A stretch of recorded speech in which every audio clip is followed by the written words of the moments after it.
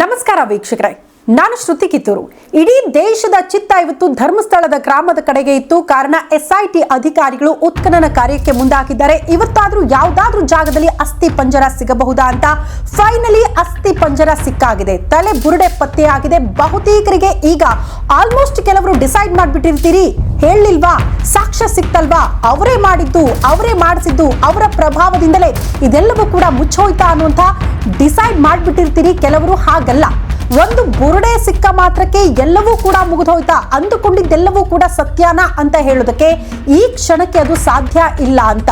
ಹಾಗಾದ್ರೆ ತಲೆ ಬುರುಡೆ ಸಿಕ್ತು, ಅನಾಮಿಕ ಹೇಳಿದ ಜಾಗದಲ್ಲಿ ಅದು ಸಿಕ್ತು, ಮುಂದಿನ ಪ್ರೋಸೆಸ್ ಹೇಗಾಗುತ್ತೆ, ಏನೆಲ್ಲ ಪ್ರಕ್ರಿಯೆಗಳನ್ನ ಅನುಸರಿಸಲಾಗುತ್ತೆ, ಆತ ಮಾಡ್ತಾ ಇರುವಂತಹ ಆರೋಪಗಳು ಎಲ್ಲವೂ ಕೂಡ ನಿಜ ಅನ್ನೋದು ಒಂದು ಬುರುಡೆಯಿಂದ ಎಲ್ಲವೂ ಕೂಡ ಡಿಸೈಡ್ ಆಗ್ಬಿಡುತ್ತಾ? ಆ ಎಲ್ಲಾ ವಿಚಾರಕ್ಕೆ ಸಂಬಂಧಪಟ್ಟಂತ ಇಂಟ್ರೆಸ್ಟಿಂಗ್ ಮಾಹಿತಿಯನ್ನ ಈ ಎಪಿಸೋಡ್ ನಲ್ಲಿ ನಿಮ್ಮ ಮುಂದೆ ಇಡ್ತಾ ಹೋಗ್ತೀವಿ. ಮಿಸ್ ಮಾಡದೆ ಕೇಳಿಸ್ಕೊಳ್ಳಿ.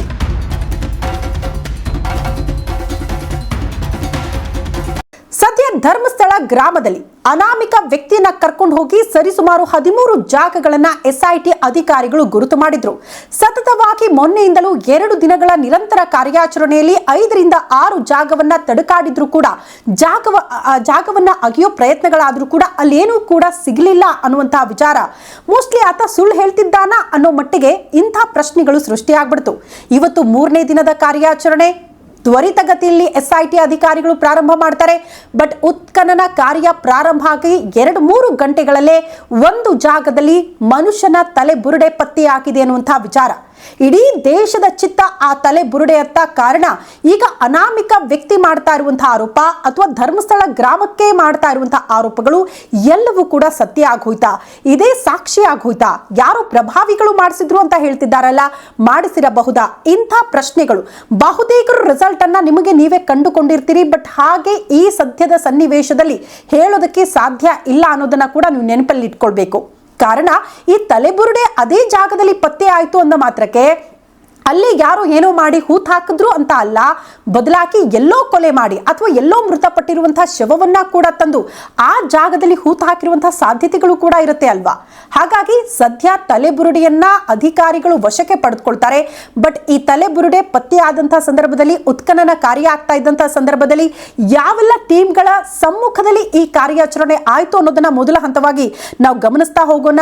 ಇಲ್ಲಿ ಕಂಪಲ್ಸರಿ ಮ್ಯಾಜಿಸ್ಟ್ರೇಟ್ ಇರಲೇಬೇಕು, AC ಅಥವಾ ತಹಶೀಲ್ದಾರ್ ಯಾರಾದ್ರೂ ಒಬ್ರು ಅಲ್ಲಿ ಇರಲೇಬೇಕು. ಈ ಕಾರ್ಯಾಚರಣೆ ಆಗ್ತಾ ಇದ್ದಂತ ಸಂದರ್ಭದಲ್ಲಿ ಇದ್ರೂ ಕೂಡ ಇದ್ರ ಜೊತೆಗೆ FSL ಟೀಮ್ನ ಸಿಬ್ಬಂದಿ ಕೂಡ ಅಲ್ಲಿ ಹಾಜರಿದ್ರು.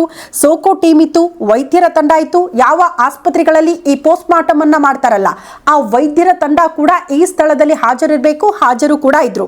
ಅದಾದ ಬಳಿಕ ಈಗ ಅಸ್ಥಿ ಪಂಜರ ಸಿಕ್ತಲ್ಲ, ಅದನ್ನ ಸದ್ಯ ವಶಕ್ಕೆ ಪಡೆದುಕೊಳ್ಳಲಾಗುತ್ತೆ. ಪ್ರಮುಖವಾಗಿ ಒಂದು ಬಿಳಿ ಬಣ್ಣದ ಪೇಪರ್ನಲ್ಲಿ ಈ ಅಸ್ಥಿ ಪಂಜರಗಳನ್ನ ಇಟ್ಕೊಂಡು ಹೋಗಲಾಗುತ್ತೆ. ಕಾರಣ ಯಾವುದೇ ರೀತಿಯ ಎಫೆಕ್ಟ್ಗಳು ಅಸ್ಥಿ ಪಂಜರಕ್ಕೆ ಆಗಬಾರದು, ಅಷ್ಟು ಸೂಕ್ಷ್ಮವಾಗಿ ಅದನ್ನ ರಕ್ಷಣೆ ಮಾಡಿಕೊಂಡು FSL ಟೀಮ್ನ ಅಧಿಕಾರಿಗಳು ತೆಗೆದುಕೊಂಡು ಹೋಗ್ತಾರೆ ಅಂತ.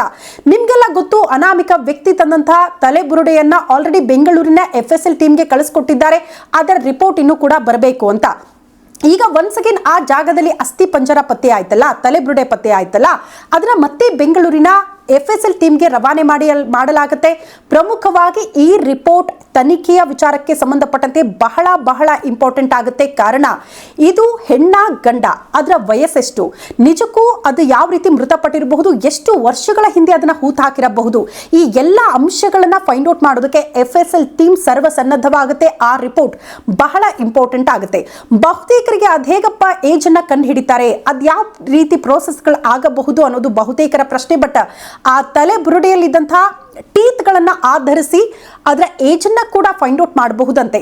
ಇನ್ನೊಂದು ಪ್ರಮುಖ ಅಂಶವನ್ನ ಗಮನಿಸಬೇಕು. ಈಗ ಸಿಕ್ಕಿರುವ ಅಸ್ಥಿ ಪಂಜರದಲ್ಲಿ ಆ ಬಾಡಿಯನ್ನ ಎಕ್ಸಾಮಿನ್ ಮಾಡಿದಂತಹ ಸಂದರ್ಭದಲ್ಲಿ ಅದರಲ್ಲಿ ವಿಷ ಪ್ರಾಶನ ಏನಾದ್ರೂ ಆಗಿತ್ತಾ, ವಿಷವನ್ನ ತೆಗೆದುಕೊಂಡು ಆತ್ಮಹತ್ಯೆಗೆ ಶರಣಾಗಿದ್ರು ಕೂಡ ಅದನ್ನ ಫೈಂಡ್ ಔಟ್ ಮಾಡಬಹುದಂತೆ. ಆ ಅಸ್ಥಿ ಪಂಜರದ ಮೂಲಕ ಇದರಲ್ಲಿ ವಿಷ ಉಣಿಸಲಾಗಿತ್ತಾ ಅನ್ನೋದನ್ನ ಕೂಡ ಫೈಂಡ್ ಔಟ್ ಮಾಡಬಹುದು ಅಂತ ಸಾಧ್ಯತೆಗಳಿದೆ. ಇನ್ನು ಮತ್ತೊಬ್ಬರ ಯಕ್ಷ ಪ್ರಶ್ನೆ ಎಲ್ಲರಿಗೂ ಕೂಡ ಕಾಡ್ತಾ ಇರೋದು, ಅನಾಮಿಕ ವ್ಯಕ್ತಿ ಮಾಡ್ತಾ ಇರುವಂತಹ ಆರೋಪ ಅಂದ್ರೆ ಹೆಣ್ಣು ಮಕ್ಕಳು ಇರ್ತಾ ಇದ್ರು, ಅಪ್ರಾಪ್ತ ಹೆಣ್ಣು ಮಕ್ಕಳು ಇರ್ತಾ ಇದ್ರು, ಅವರ ಮೇಲೆ ಅತ್ಯಾಚಾರ ಆಗಿದೆ ಅಂತ. ಈ ರೀತಿ ಅತ್ಯಾಚಾರ ಆಗಿದ್ದನ್ನ ಕೂಡ ಎಷ್ಟು ವರ್ಷಗಳಾದ್ರೂ ಕೂಡ ಆತ ಹೂತಾಕಿ 20-25 ವರ್ಷ ಕಳೆದು ಹೋಗಿದೆ, ಈಗಲೂ ಕೂಡ ಅದನ್ನ ಕಂಡುಹಿಡಿಯಬಹುದಾ ಅನ್ನೋದು ಬಹುತೇಕರ ಪ್ರಶ್ನೆ. ಬಟ್ ಅತ್ಯಾಚಾರ ಆಗಿದೆ ಅನ್ನೋದನ್ನ ಈ ಕ್ಷಣಕ್ಕೆ ಕಂಡುಹಿಡಿಯೋದು ಅತಿ ದೊಡ್ಡ ಸವಾಲು. ಮೋಸ್ಟ್ಲಿ ಅಂಥದ್ದೊಂದು ಸಾಧ್ಯತೆಗಳು ತೀರಾ ಕಡಿಮೆ ಅಂತ ಹೇಳಲಾಗ್ತಾ ಇದೆ.